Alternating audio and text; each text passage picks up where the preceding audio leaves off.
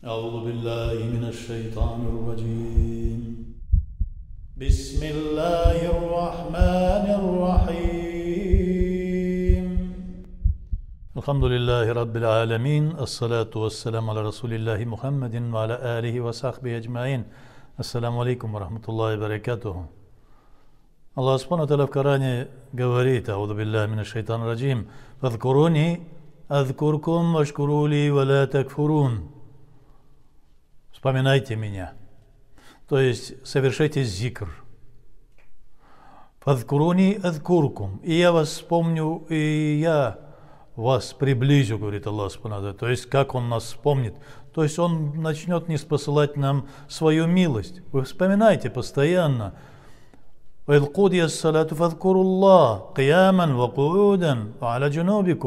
когда вы заканчиваете свои молитвы, совершайте зикр, стоя, сидя или на боку. То есть о чем говорит? И когда заканчиваются ваши намазы, пятикратные намазы имеется в виду. Некоторые, ошибаясь, думают, что фарзы в этих пятикратных намазах, и после фарза начинают совершать зикр. Нет, здесь отчетливо говорится: и Аллах Субхану ва Тааля говорит, что ас-салаватуль хамс, то есть 5 намазов, кана китабан маукута лиль му'минин, то есть 5 раз маукут, муфрадат, пятикратный намаз. Фазкуруни азкуркум, совершайте зикр, вспоминайте меня, где бы вы ни были. Если сможете, совершайте намазы, нафиль намазы. Если сможете, сидя, и совершайте зикр, таспихи, тахлили, говорите ля иляха илляллах, Аллах, субханаллах. И лежа, если вы даже больны, или когда ложитесь спать, или когда садитесь где-нибудь, вспоминайте, постоянно вспоминайте Аллаха во всех своих деяниях. Вспоминайте, и я вас буду вспоминать. То есть, если вы будете постоянно держать меня в своем уме и в своем сердце, говорит Аллах Субхану ва Тааля, я отвечу на ваши мольбы и приблизю вас к себе. То есть вы станете моими друзьями. Аля аулия Аллах фаля хауфун алейхим ва ла хум яхзанун. О, если бы вы знали, что сулит Аллах Субхану ва Тааля своим друзьям, нету им никаких несчастий и нету страха. Вашкурули ва ла такфурун, продолжает Аллах Субхану ва Тааля, благодарите меня и не впадайте в куфр. Не становитесь неверующими, благодарите. Шукр. Мы должны понять, что все то, что мы сегодня имеем, это от Аллаха. Мухаммад ﷺ говорит, что привязывайте птицу достатка, благодати, рызк, ниамат, веревкой шукра, чтобы она не улетела от вас. То есть привяжите к ногам этой птицы, называемой рызк, благодать, ниамат, достаток, баракат, веревкой опутайте его ноги путою шукра. Постоянно вспоминайте Аллах Субхану ва Тааля и благодарите Его.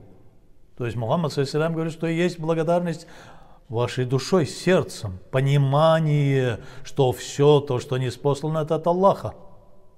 Благодарение языком. Например, когда мы завершаем свою трапезу, мы говорим «Альхамдулиллах». И постоянно об этом должны говорить, что постоянно должны благодарить. Альхамдулиллах. Или мы говорим по-татарски «Аллах шукр». Или еще лучше «Альхамдулиллахи шукр», которое у нас принято. «Альхамдулиллахи шукр». То есть есть и восхваление Аллаха, и благодарение Аллаху. То же самое и телом вы должны благодарить. То есть вы тело, которое вам дано как ниамат, как своего рода благодать, как своего рода милость, достаток, вы должны использовать только для указаний, для совершения тех указов Аллаха, которые Он нам вменяет, для тех приказов Аллаха. Что такое приказы? Удерживать его от харама, стремиться к тем действиям, на которых указал нам Аллах. Вот это совершение благодарности телом.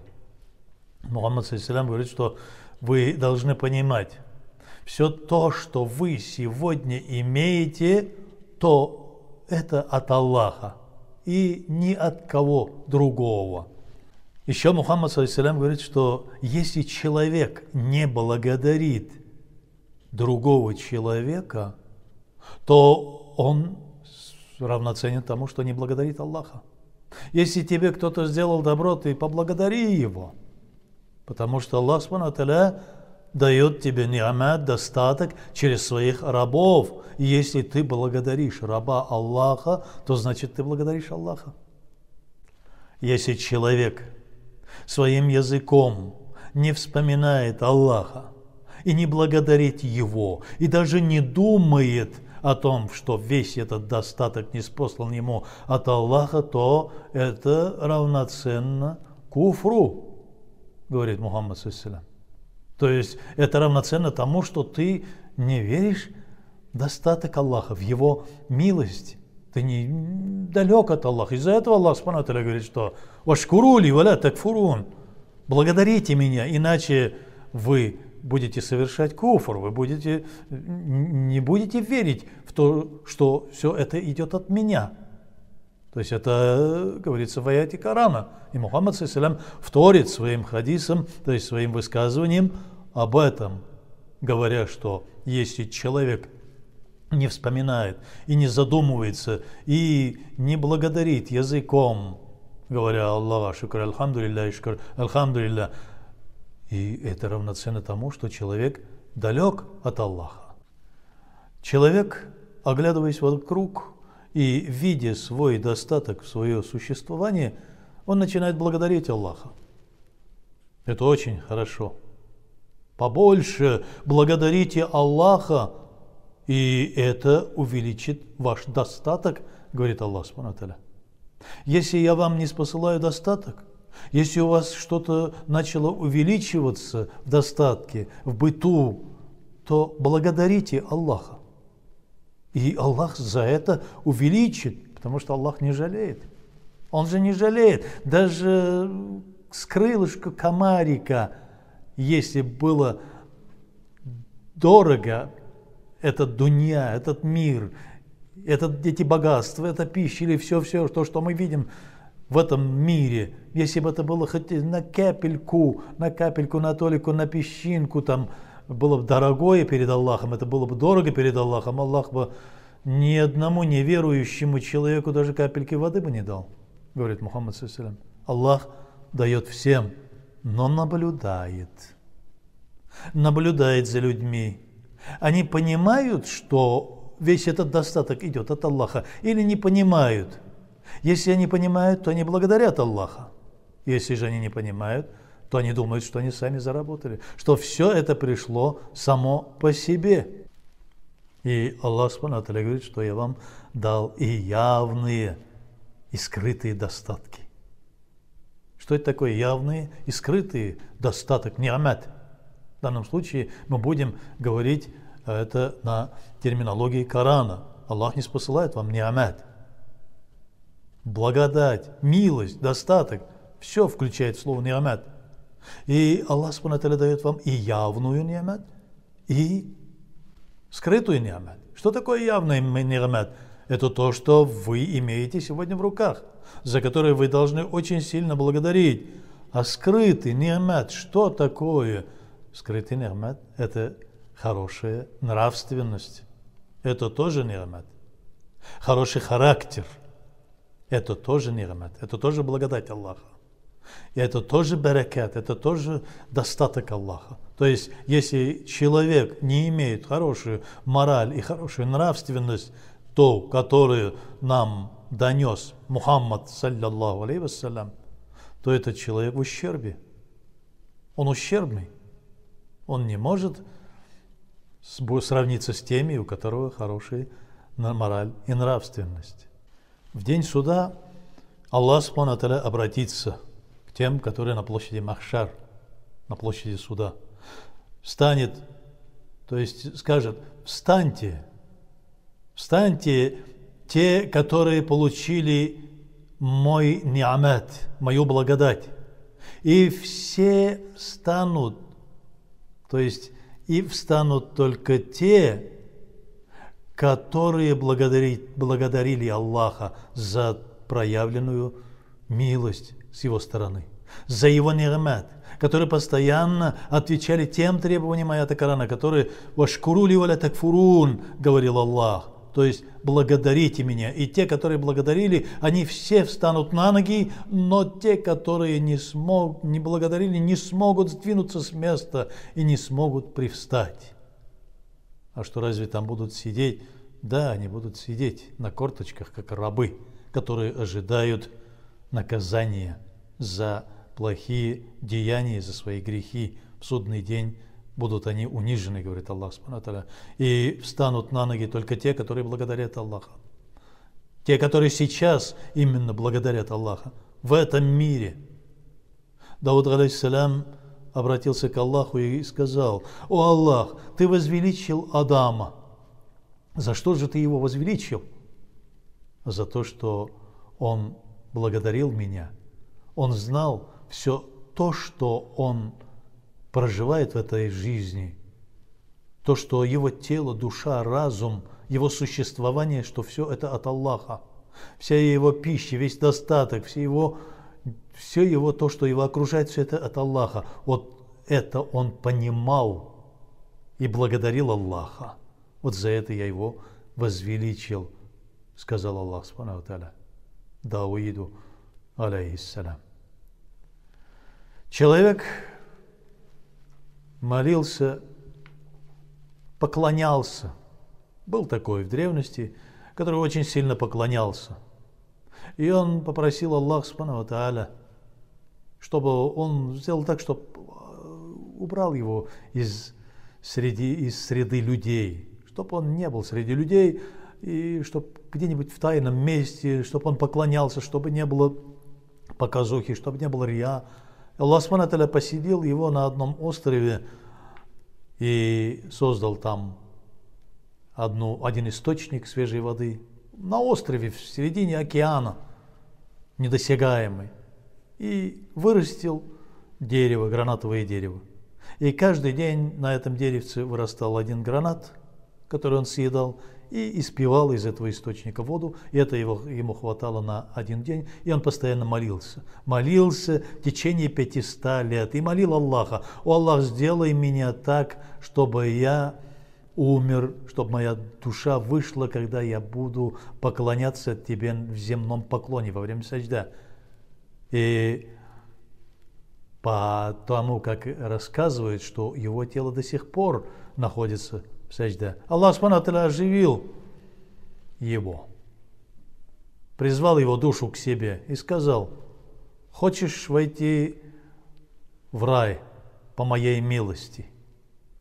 Этот человек сказал: «О Всевышний, о Создатель, о Творец, я хочу войти в рай, исходя из своего поклонения». То есть я 500 лет поклонялся бесперестанно, денно-ночно. И ни с кем не разговаривал. Я отрекся от мира, я только поклонялся. Аллах субхану ва тааля повелел ангелам: вырвите ему один глаз и положите на весы, а с одной стороны на другую тарелку весов положите его деяние. Так вот, весы, на тарелке которых был глаз человека, перевесил его деяние.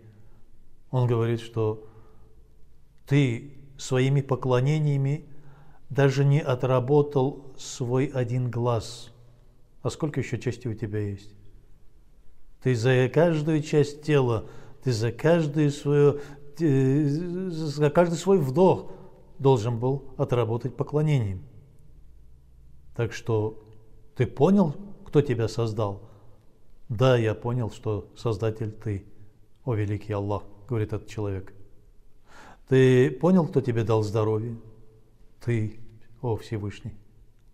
Ты понял, кто тебе давал этот достаток в виде гранатового дерева, и каждый день по гранату, и вот этого источника среди соленого океана? Ты, о Всевышний. И ты понял, кто тебя умертвил и кто тебя сейчас призвал? Ты, о Всевышний. Ты это понимаешь? Да, понимаю. Вот это твое понимание и есть твоя благодарность, говорит Аллах Субхану ва Тааля. И мы все должны понять, что все то, что в этом мире происходит, все происходит только по воле Аллаха. Только по воле Аллаха. Все то, что нам дается в виде нигмата, то есть достаток, благодать, в виде ризка, все это от Аллаха. Все здоровье, все наше существование, наши успехи и наши падения, все это от Аллаха. Некоторые думают, что мы сами можем достичь, усердствуя на пути Аллаха, мы можем достичь чего-то. Нет. Сколько бы мы ни усердствовали на пути Аллаха, если Аллах не возвысит нас, мы не возвысимся. Исходя из этого, мы должны поразмышлять о сегодняшнем нашем существовании. Мы хвастаемся друг перед другом своим внешним видом, тем, что мы, ах ты, такие приверженцы сунны. Мы хвастаемся своим здоровьем, мы хвастаемся тем, что сильнее кого-то. Мы хвастаемся тем, что мы все можем сделать, не понимая того, что сколько бы мы ни хвастались, что все это от Аллаха. Как повелит Аллах, так и будет. Куль, скажи, о Мухаммад, инна салати, ва нусуки, ва махьяи, ва мамати, лилляхи раббил аламин. Все мое поклонение, вся моя жизнь, моя смерть и оживление после смерти, воскрешение, все это в руках Аллаха.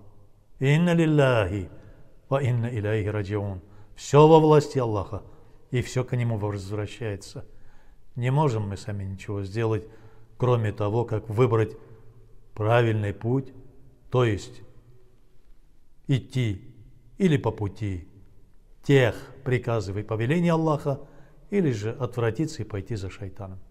Больше мы ничего не сможем сделать, то есть сами мы не сможем что-то достичь, кроме как по повелению Аллаха. Даже уберечься от сатаны, от шайтана, и то нам нужна помощь Аллаха. Без Его помощи мы ничего не сможем сделать. И мы говорим из-за этого «Ауду билляхи минаш шайтанир раджим». Прибегаю, Аллах, к Тебе от шайтана. Да убережет нас Аллах от смуты сатаны и сделает нас такими своими рабами, которые понимают, что все только от Аллаха в этом мире, и к Нему наше возвращение. Ассаляму алейкум ва рахматуллахи ва баракатуху.